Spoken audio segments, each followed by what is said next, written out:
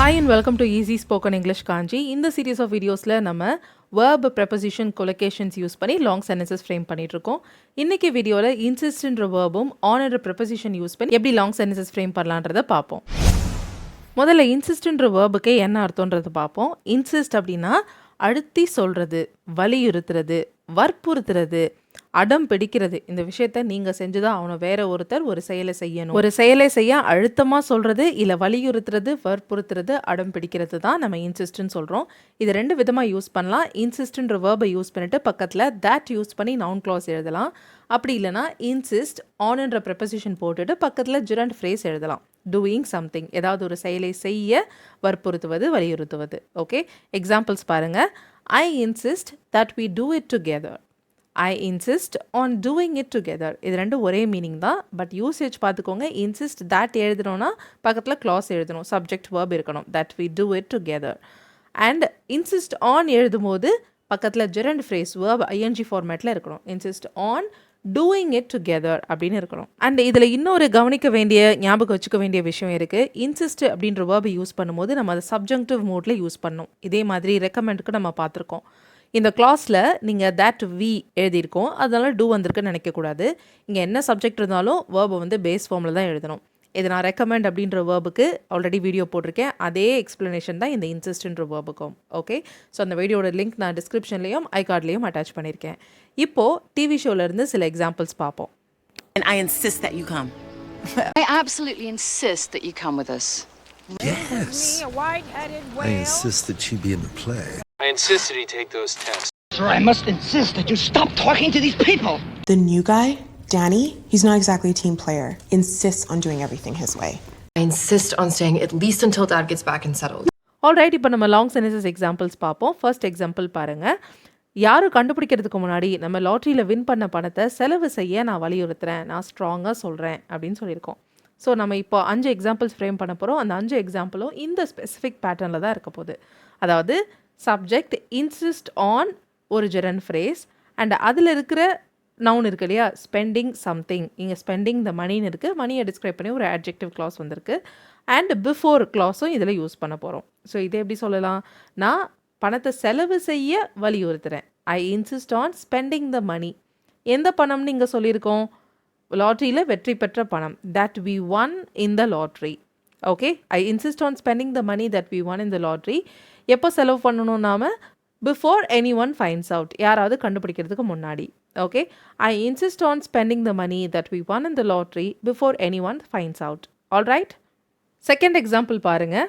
வேறு யாரும் பறிச்சுக்கிறதுக்கு முன்னாடி அவ சிறந்ததுன்னு நினைக்கிற டீலை கையெழுத்திட அவ வலியுறுத்துறா.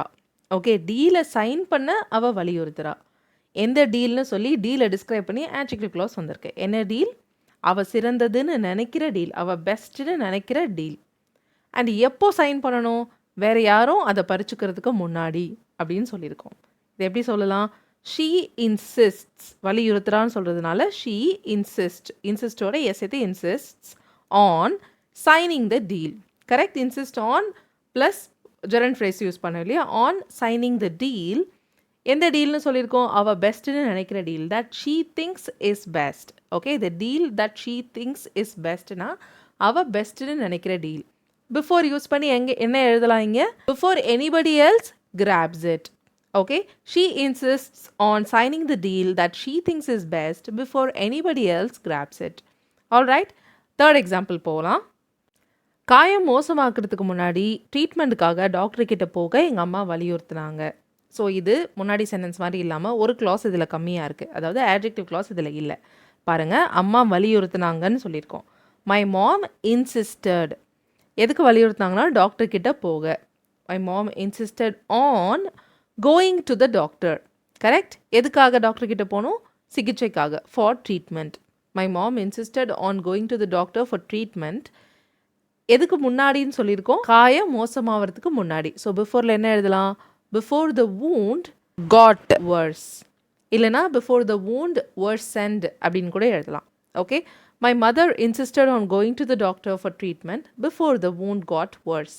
ஆல்ரைட், ஸோ புரிஞ்சிருக்கும்னு நினைக்கிறேன். இதே பேட்டர்னில் ஃபோர்த் எக்ஸாம்பிள் பார்ப்போம். சிஇஓ இன்வால்வ் ஆகிறதுக்கு முன்னாடி பிரச்சனையை தீர்க்கறதுக்கு எல்லாரும் ஒன்றா ஒர்க் பண்ணணும்னு மேனேஜர் வலியுறுத்தணும்னு சொல்லியிருக்கோம்.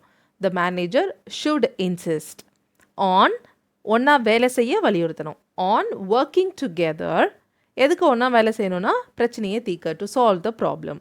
Okay, the manager should insist on working together to solve the problem. எதுக்கு முன்னாடி வலியுறுத்தணும்னு சொல்கிறோம்? சிஇஓ தலையிடுறதுக்கு முன்னாடி, before the CEO gets involved.